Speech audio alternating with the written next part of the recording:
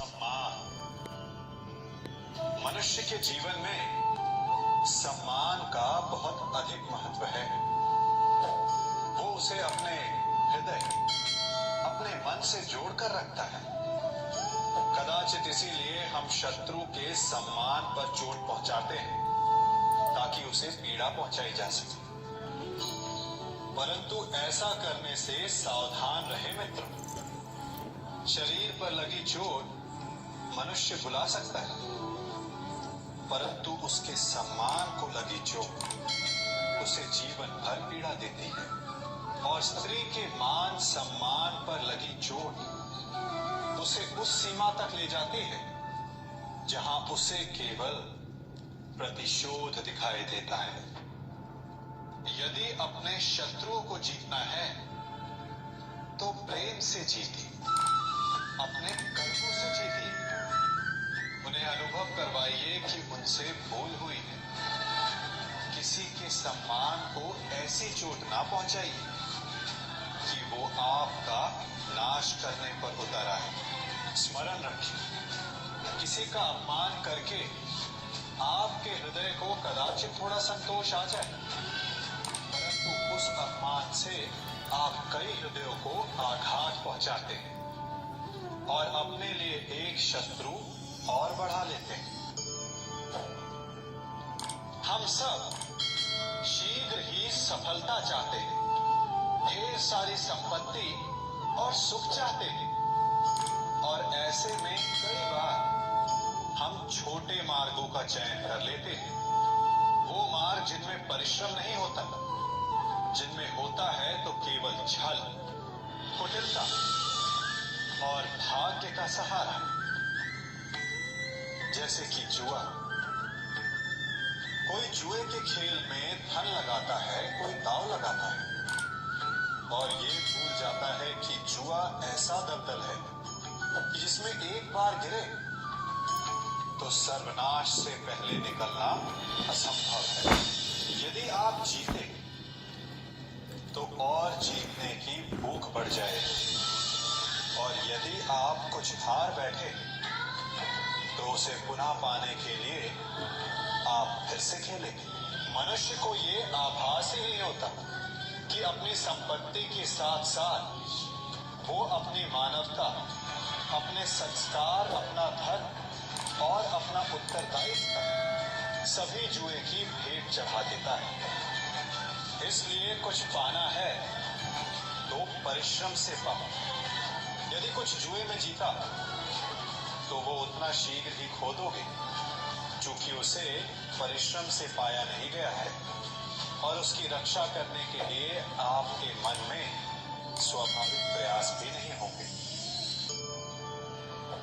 क्षमा बढ़न को चाहिए, छुट्टन को उत्पाद। क्षमा इस संसार में शांति का, सुख का मूल आधार है। क्षमा आपके मन से प्रतिशोध और शत्रुता जैसे भावों को समाप्त करती है। परंतु क्या हर स्थान पर क्षमा आवश्यक है? क्या प्रत्येक का अपराध क्षमा करने के योग्य होता है? नहीं। कभी कभी उसे क्षमा करके हम उस व्यक्ति को और बड़ा अपराध करने की प्रेरणा देते हैं, और ऐसा ही अपराध है स्त्री का मान भंग करना, जिसमें क्षमा की कोई अवस्था नहीं। यदि से भूल से गाय के बछड़े का अखेट कर ले तो उसे क्षमा किया जा सकता है, परंतु यदि वो नरभक्षी हो जाए तो उसके केवल दो स्थल होते हैं, या तो पिंजरा या फिर मृत्यु की गोद। कुछ परिस्थितियों में क्षमा के स्थान पर दंड देना आवश्यक होता है, क्योंकि ये दंड का भय ही है जो लोगों को वो अपराध करने से रोकता है। संसार में सबसे बड़ा क्या है? अभिमान और बाहुबल, या विश्वास और आस्था? निश्चित रूप से बाहुबल के महत्व को नकारा नहीं जा सकता। मनुष्य अपने बाहुबल से मैदान बना सकता है, सागर सुखा सकता है, मरुस्थल में नदियां बहा सकता है, परंतु बाहुबल को सहारा होता है विश्वास का। यदि मन में विश्वास ना हो तो बाहुबल किसी काम का नहीं। वो कौन सा बल कि मोर आकाश की ओर ताकते हैं?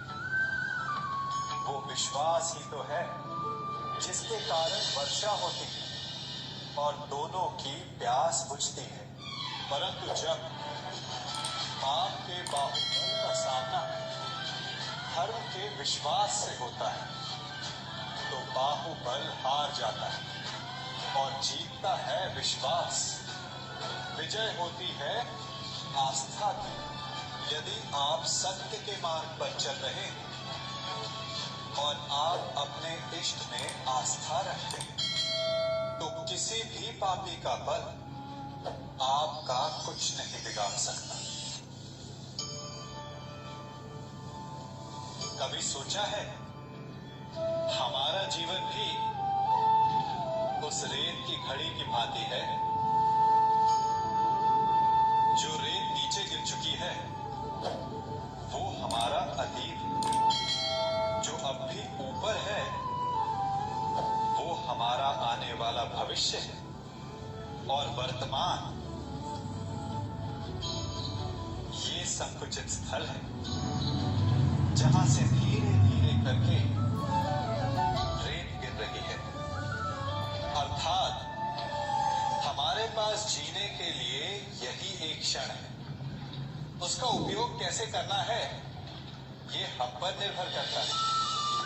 जो बीत गया उसका दुख मनाना है या जो भविष्य में होने वाला है उसकी प्रतीक्षा में क्रोध करना है। सब कुछ करने के लिए यही एक क्षण है। प्रसन्न रहना है तो उसके लिए भी यही एक पल है। प्रतीक्षा करते रहोगे तो ये पल भी भूतकाल में बदल जाएगा। इसलिए आनंद के लिए, परोपकार के लिए प्रतीक्षा ना कीजिए।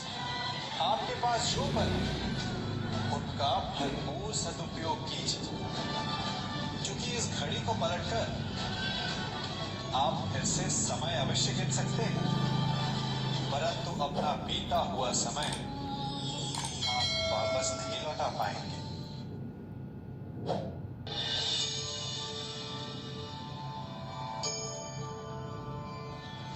मनुष्य के जीवन में संतान का बहुत महत्व है। उस संतान के लिए वो कितने कष्ट सहता है, उसे पालता है, पूछता है, और यदि यही संतान संताप का कारण बन जाए तो क्या ये उसका दोष है? अधिकतर ये दोष हमारे लालन पालन का होता है। बचपन में बालक के हठ को मानकर हमें आनंद की अनुभूति अवश्य होती है, परंतु धीरे धीरे अपने बालक के हठ को मानकर उसके हठ के दास हो जाते हैं। एक हठी उद्दंड और असंस्कारी संतान उस सूखे वृक्ष के समान होती है कि यदि जिसमें आग लग जाए तो वो सारे वन को भस्म कर डाले।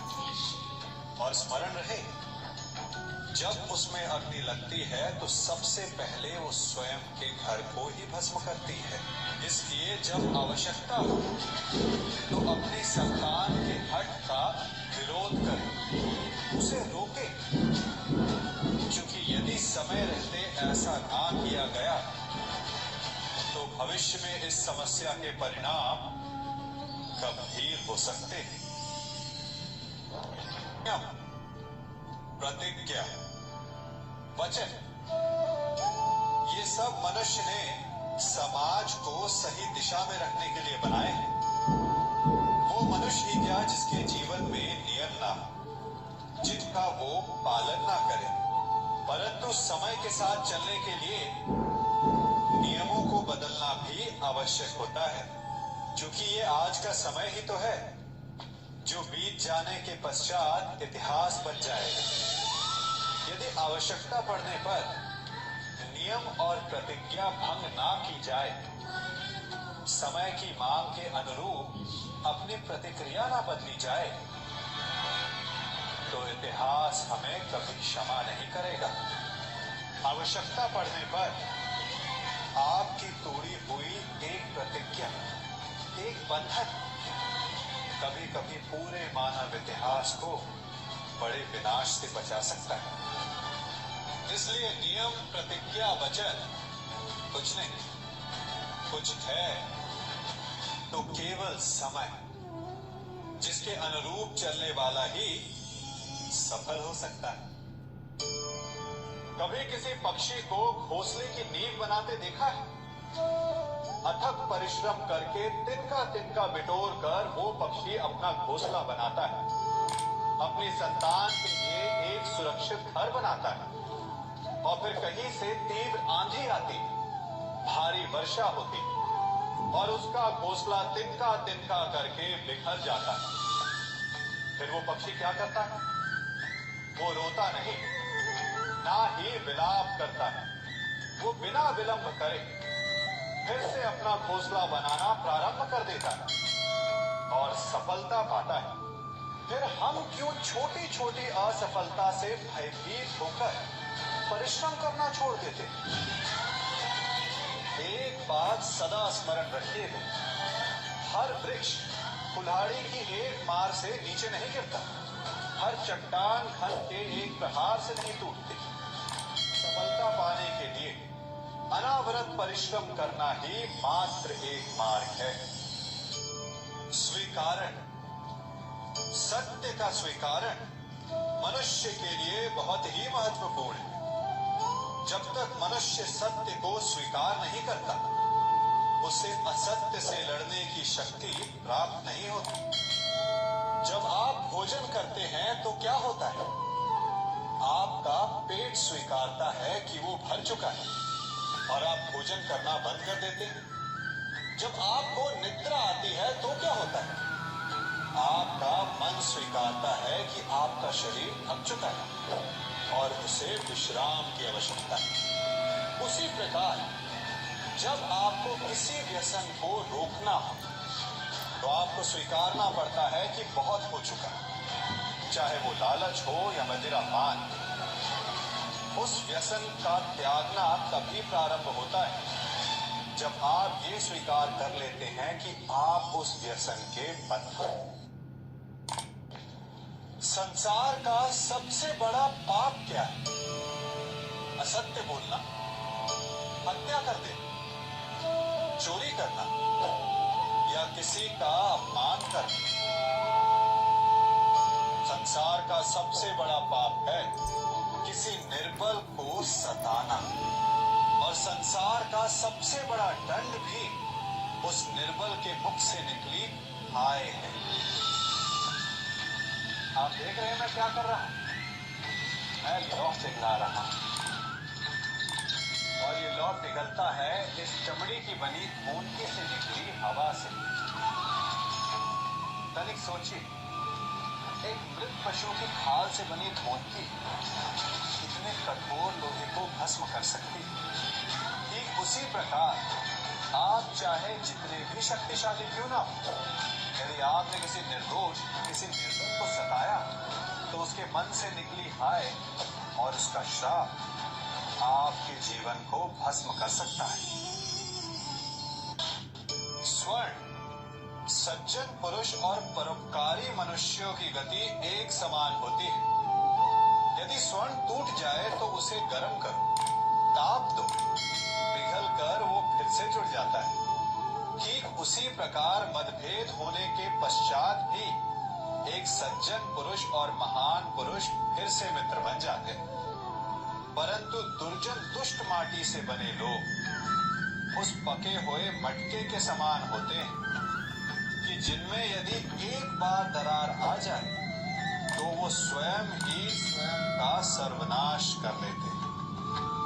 इसलिए मित्रता केवल सज्जनों से ही करें ताकि मतभेद ना हो। दुष्टों का समूह अपना नाश स्वयं ही कर लेता है। यदि कोयले की खान में जाओ तो चाहे जितनी भी सावधानी बरतो, अपने वस्त्रों पर कालिख लग ही जाती है। इसलिए दुष्ट मित्रों से सावधान, सज्जन शत्रु प्रत्येक परिस्थिति में श्रेष्ठ है। प्रत्येक मनुष्य सफलता पाने के लिए कार्य करता है। कुछ सफल होते, कुछ नहीं होते, और जो सफल नहीं होते वो सदा अपनी असफलता का कारण या तो अपनी परिस्थितियों को बताते हैं या अपने सहयोगियों को दोषी ठहराते हैं। परंतु क्या वास्तविकता में ऐसा ही होता है? क्या कोई परिस्थिति या कोई व्यक्ति किसी की असफलता का कारण बन सकते हैं? उत्तर हाँ भी है और ना भी। कैसे? आप इस तितली को देख रहे हैं? आपने एक मक्खी को भी देखा हो। प्रकृति ने दोनों को समान गुण दिए, रस पान करने का। एक तितली फूलों पर जाकर उसका रस लेती और इस अवस्था में नए फूल खिलने की व्यवस्था भी करती है, और मक्खी घाव पर बैठती, घाव को सड़ाती है और रोग भी फैलाती है।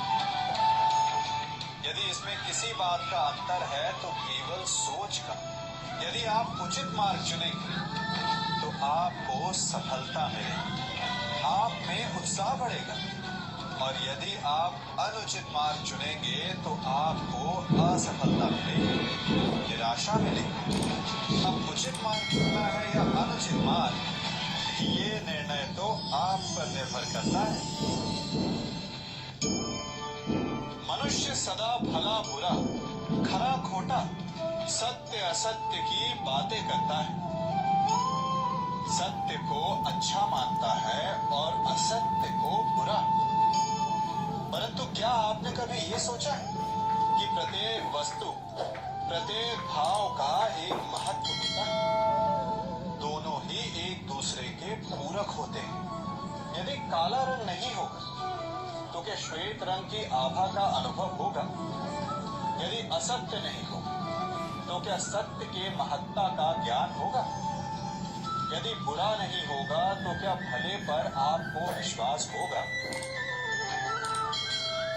कुछ महत्वपूर्ण है तो दोनों के मध्य का संतुलन। बुरी से बुरी वस्तु, समय या भाव, कोई ना कोई स्वयं में शुभ छिपाए रखती है। कभी काले गरजते मेघों को देखा है? उसके किनारे भी एक स्वर्णिम आभा होती है। उसी प्रकार यदि आपके जीवन में बुरा समय आए तो आपको अपने सच्चे मित्रों की पहचान हो जाती है। तो बुरे समय में निराश ना हो, उसमें भी कुछ शुभ खोजने का प्रयास करें, और धीरे धीरे सब कुछ आपके जीवन में स्वतः शुभ हो जाएगा। संसार में सबसे महत्वपूर्ण क्या है? दृष्टि या दृष्टिकोण, समझ या सोच? सामान्यतः मनुष्य की दृष्टि और सोच में अधिकतर वो वस्तु, वो घटनाएं, वो भाव श्रेष्ठ है जो हमें आनंद दे, और जो हमें आनंद नहीं देते उन्हें हम दुखदाई मान लेते। परंतु दृष्टिकोण और सोच को यदि एक भिन्न कोण से देखें तो परिस्थितियां भिन्न सिद्ध हो सकती हैं। जिस प्रकार भीषण गर्मी हमें सुहाती नहीं, परंतु वही गर्मी सागर और नदियों के जल को वाष्पित करती है और हमें मनोरम वर्षा का आनंद देती है, उसी प्रकार भीषण परिश्रम के पश्चात हमें सफलता मिलती है। वर्षा के पश्चात हमें हमारा लक्ष्य मिलता है। तो सदा स्मरण रखिएगा कि दुख और पीड़ा से भागे नहीं, क्योंकि यही भविष्य में आने वाले सुख का मूल है। जब भी आपने यात्रा की होगी तो अवश्य अपने मार्ग के आसपास कुछ रिक्त स्थान देखे हो, कुछ खेत देखे हो, कोई न कोई भूमि का टुकड़ा अवश्य देखा होगा। कुछ स्थान ऐसे होते पेड़ लगे होते हैं, जहां माली बड़े प्रेम से उन्हें बोता है, उन्हें सींचता है। और कुछ स्थान ऐसे भी होते हैं जहां बिना माली के खरपतवार उग जाते हैं, कुछ अन्य पौधे उग जाते हैं। माली द्वारा उगाए वृक्ष हमें ठंडी छाया देते हैं, हमें फल देते हैं, ईंधन के लिए लकड़ियां देते हैं। और बिना परिश्रम के उपजित खरपतवार यदि कुछ करते हैं तो ये कि वो भूमि को बंजर बनाते हैं। हमारा मन भी रिक्त भूमि की भांति होता है। यदि अपने परिश्रम से उसमें सुविचारों के बीज डालोगे तो फलदायक विचार उपजेंगे, और यदि उसे रिक्त छोड़ दे तो खरपतवार की भांति अनुपयोगी विचार आपके मन को अपना घर बना देंगे, आपके मन को मैला कर देंगे, उसे बंजर कर देंगे। अब निर्णय आपका है कि आपको सुविचार देने वाला मन चाहिए या कुंठा देने वाला। क्या कर रहा हूं मैं? दर्पण में देख रहा हूं। आप लोग भी प्रतिदिन देखते होंगे, परंतु प्रतिदिन अपना मुख देखने के बाद भी उस पर लिखी एक बड़ी सीख देखना भूल जाते हैं। अब आप कहेंगे कैसी सीख? तो जाइए, एक बार फिर से दर्पण के सामने जाइए और मुख खोलकर देखिए। क्या देखेगा? दंत पंक्ति और जीभा, है ना? अब विचार कीजिए, दंत जन्म के पश्चात आते हैं, एक नहीं 2 बार आते हैं, परंतु मृत्यु से पूर्व नष्ट हो जाते हैं। और जीभा जन्म पहले से होती है, परंतु मनुष्य के मृत्यु के पश्चात भी उसके अस्तित्व में रहती है। आश्चर्य की बात, दंत कठोर होते हैं, जीभा कोमल, परंतु फिर भी दंत नष्ट हो जाते हैं, जीभा नहीं होती। यही रहस्य है कि हठी और कठोर लोग शीघ्र नष्ट होते हैं, और कोमल लचीले आवश्यकता के अनुसार स्वयं में परिवर्तन ला सकने में सक्षम लोगों का ही अस्तित्व रहता है। अर्थात परिस्थितियों के अनुसार स्वयं को लचीला बनाना सीखिए और आपका जीवन सरल हो जाएगा।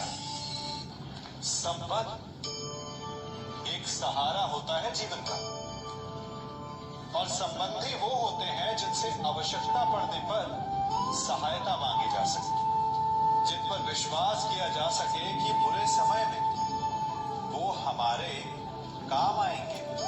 कभी ऐसा भी हुआ होगा कि आपके पास कोई सहायता मांगने आया, या ऐसा भी हो सकता है कि आप किसी के पास सहायता मांगने गए, परंतु प्रश्न ये उठता है कि क्या केवल किसी के मंतव्य में उसकी सहायता इसीलिए कर देनी चाहिए क्योंकि वो आपका संबंधी है? अब आप कहेंगे कि ये कैसा प्रश्न हुआ? तनिक सोचिए, एक अस्त्र बनाने वाला जब अस्त्र बनाता है तो ये अस्त्र किसको देना है उसका अधिकार उसी के पास होता है।